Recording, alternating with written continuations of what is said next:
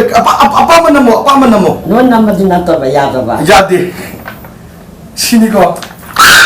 sama bita ito sama bita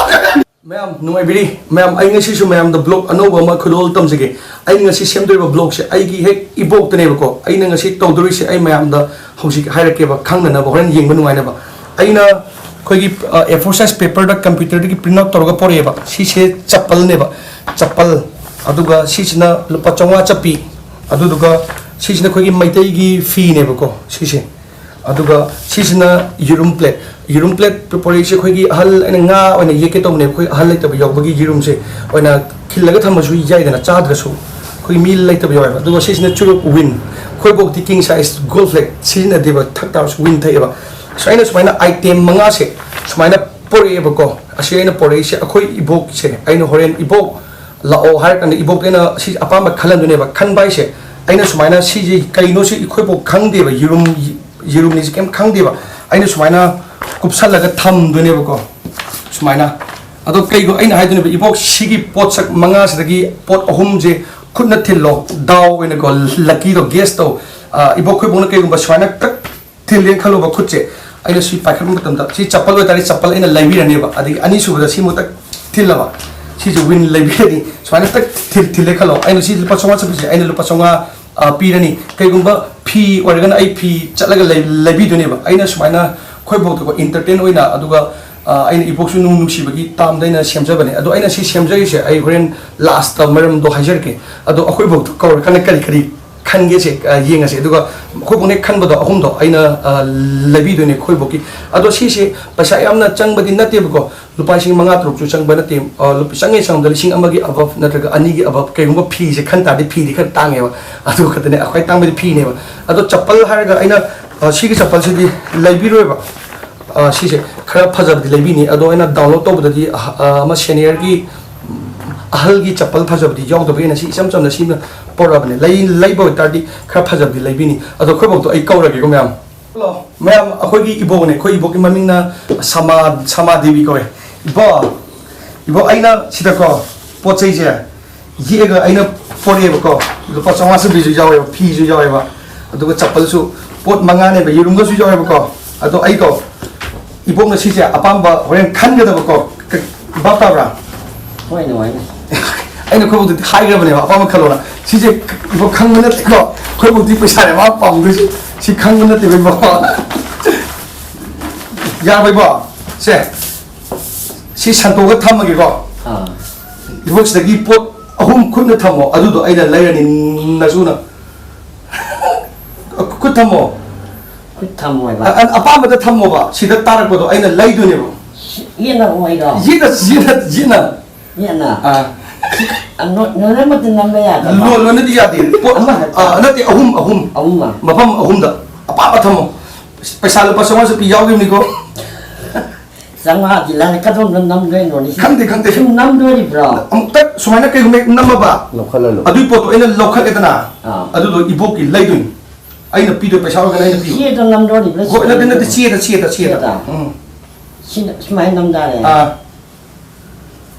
si ta to yes tos asi yar ba nate win ni ko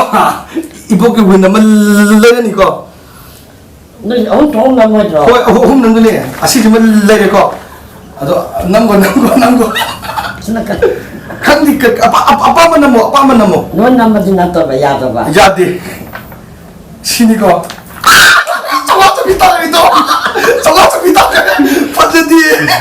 then je ibok si ahum di dang apa mana mo ahum di apa ba ya ba sapala ai ibo ai no ibo ki to du je lupa chama sa pi ma ai na apirani ko ado churup si je win je kaya lo ai no box kaya lo ai no si ji mo fi nam mi do hoi mane pam du se asigi win je kaya lo ai no kaya lo na pu anim bangai upu ani hum hoi lo ra ke ado ga sigi chappal ji di chappal ji yaw ra nam ba da yaw ra chappal do di lai ju lai adu di chappal gi mahut che ko box chappal lai do ai offer ma pi ji ai ko ta ꯂꯩꯔꯕ ꯁꯤ ꯑꯅꯤꯁꯤꯗꯒꯤ ꯑꯃꯅ ꯑꯃꯨꯛ ꯌꯥꯔꯦ ꯁꯤ ꯑꯅꯤꯁꯤꯗ ꯑꯗꯨ ꯑꯩ ꯂꯩꯔꯒꯦ ꯁꯤꯗ ꯌꯦꯔꯨꯝ ꯅꯠꯇ꯭ꯔꯒ ꯐꯤꯅꯤꯀꯣ ꯌꯦꯔꯨꯝ ꯑꯣꯏꯕꯤꯔꯝꯕ ꯑꯩꯗꯤ ꯁꯦꯟꯅꯕ ꯆꯠꯇꯅꯕ ꯌꯦꯔꯨꯝ ꯌꯥꯔꯦꯀꯣ ꯑꯩ ꯌꯦꯔꯨꯝꯅꯤꯀꯣ ꯐꯤꯗꯤ ꯂꯩꯔꯔꯣꯏꯀꯣ ꯑꯩꯅ ꯂꯩꯗꯣꯏꯁꯦ ꯌꯦꯔꯨꯝꯒ ꯋꯤꯟ ꯎꯄꯨ ꯑꯅꯤ ꯑꯍꯨꯝ ꯄꯨꯔꯛꯑꯒꯦ ꯂꯨꯄꯥ 500 ꯑꯃꯒ ꯌꯥꯏꯀꯣ ꯑꯗꯨ ꯑꯩ ꯂꯨꯄꯥ 500ꯁꯦ ꯍꯧꯖꯤꯛ ꯄꯤꯔꯛꯑꯒꯦ ꯄꯩꯁꯥ ꯁꯤꯗꯤ ꯌꯥꯝꯅ ꯁꯦ ꯍꯌꯦꯡ ꯕꯨꯛꯀ ꯇꯧꯔꯣꯏꯗ꯭ꯔꯣ ꯍꯌꯦꯡ ꯕꯨꯛꯀ ꯇꯧꯔꯣꯏꯗ꯭ꯔꯣ ꯁꯦ ꯑꯩ ꯈꯣꯏꯔꯝꯃꯒꯦ ꯑꯗꯨꯒ ꯂꯨꯄꯥ 500 ꯂꯩꯔꯦꯀꯣ ꯑꯩꯅ ꯌꯦꯔꯨꯝꯒ ꯋꯤꯟ ꯆꯨꯔꯨꯞꯀ ꯄꯣꯔꯛꯑꯒꯦ ꯏꯕꯣꯛꯀꯤ 이보 나와디 피 나머지 피 레기덤 로케로기 레우서 아이세 하우지 거기 보기 지름도 로우 라인에 지름 값이게 170 아두디 아니 로우 설게 지름 아니 또 할래 있다고 잡아야 돼 코나 차수에나 아두가 아이기 거기는 차수에나 코나 아두기 아도 윈수 야오에 거기 보기 또 버스 탁대 뭐지 할리나 윈 각다네바 윈 그노피로 우부 어홈가 윈 60 PN 라 아도 윈 어홈가 피로 lupa lising ama kasu lising ama katang changi lising ama hendre kaigumba phi hek khalama ba akhoi bongna adu di kai digi phi du di chani pan sama pan piram ne ba ta maina pasing ama hen chang dam ne sidi lising am na sin ba ya gre ai se akhoi boki window du su lore jirum du su ado akhoi bok asele bo aina se su win ahum piram ado yam di thakanoe ko tara da lei bano mai ki mo gi tara da lei ai jurum di por tre ba pai bi ne ai jurum do sa ai gi mana ba ai gi to lilio king ba pai pai se ba amadu di amadu priest ta mamone bo asi ju ibo ki masam mem poro kuina punsiro ko ai na ho ibo dan hai ji kuina punsiyo hai ji aya sia hoi noi wa na nan ni Matang matang sappa su ya ya. Kaya hai dia ko bo hai jo. Yam son ba le ba. Sonbe de sonbe de. Sem ni ibo si yirum je charo. Ado chup ti yamna thakano. Ibo ji lupa chonga do. Adu do yadran na tra ai khara ga pira khoran na suna. Pira su ya pekta su ya de bo ke wa. Pira su pekta su ya. Ibo pe shati mi yawdi. Lupa ka piro ga. Pira na sila ra ji mangani tarani tha mai ju udi guli ya yang pas ani ki lai ra ni. Guli ne bai sa. Guli ni sa ji.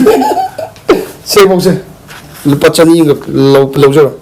Ado ibok cha nung thawo. Ko. Hoi ba. Kuina pusiyo ko. Na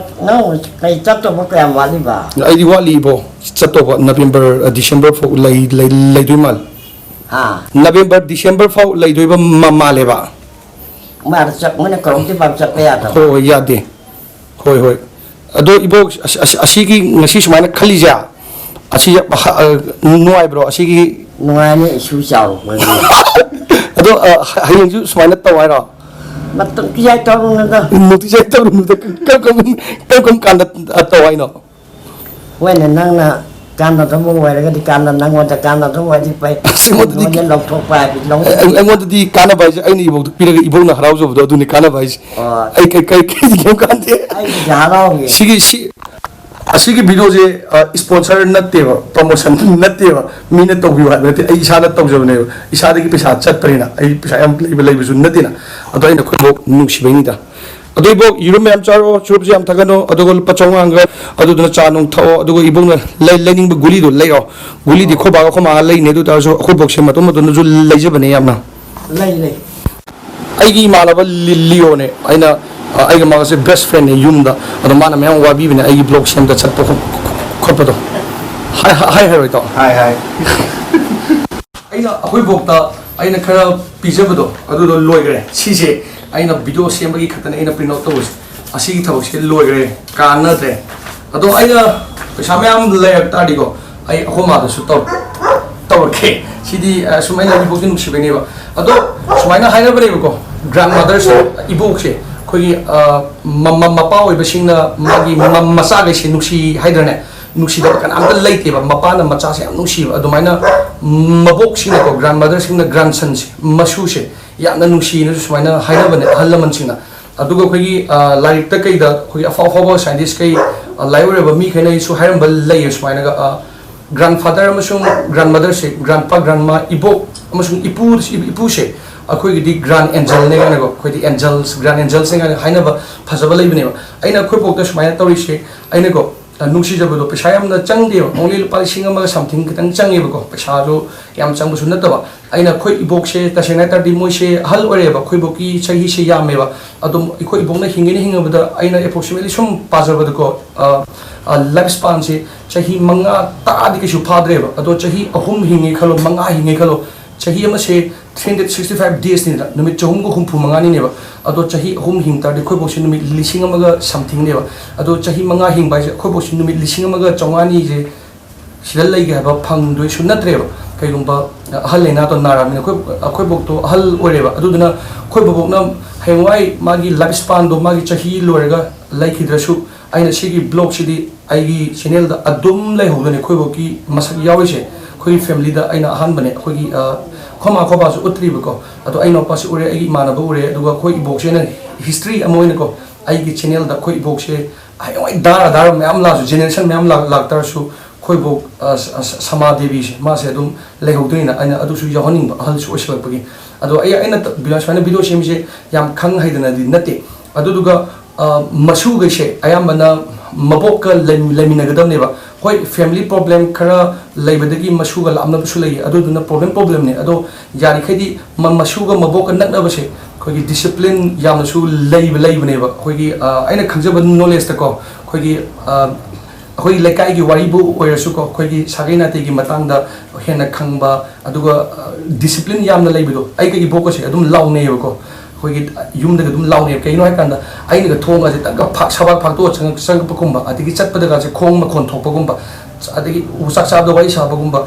sumba khoi se wakhan mana de ibo ga kai no kan da moi di hal oira ne moi di discipline yam na leidana aduna ai ga khoi boko se khoi launa ba ne khoi yum da khoi launa su ai ne ba ado khoi da gi nungsi ba su ai na su nungsi ba ado aina khoi bok se history oina aigi channel la lehona bane na semja bane yam khang hidana su natte aina so aina gift pi se thamodi pi jabne mamal yam high five oiba yam expensive thing su natte atanga pot su natte share ga ai blog se lotion jagi mathangi blog ti ai mayam thagat chage nuai nuai ba su ngako mayam aigi video se lo phawi ying bi bagi ai pal hap ama hap sel ke mayam aigi inau no pa Ricky Khuraizom mayam Ricky nang body uchalo Free Doctor Raga. free log thoro aigi inau pa Ricky Khuraizom akhoi gi sagai ne du yum thana mai body se muk lo six pack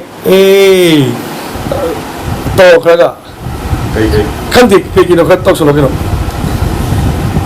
Where was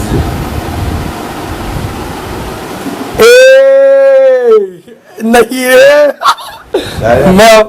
मैं आपको कि corona virus की मैं यूम the फसना section ले बियो अदुगा Ricky दो न मसा फाबा जो ओबियो अदो आइसु नोए बको आइसु रिकी गा जे पुला पुना साला में न मसा फाना बो होनर दमे स्टे सेफ मैं आप फसब ले बियो like, subscribe. ये बाय बाय मैं आप दास Bye-bye. बितानिया